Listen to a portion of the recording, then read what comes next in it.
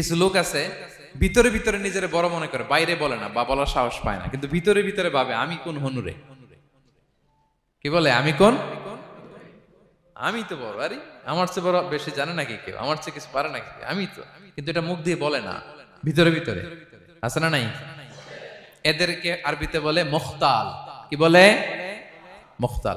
আরেকজন ফখুর, সে শুধু ভিতরে না, এটা প্রকাশ্যে বলে বেড়ায়। এটা আরো ডেঞ্জারাস। ফখুর, সে আরো খারাপ। সে প্রকাশ্যে তার অহংকার প্রদর্শন করে, বলে বেড়ায় যে আমি বড়, আমি বড়, আমি বড়।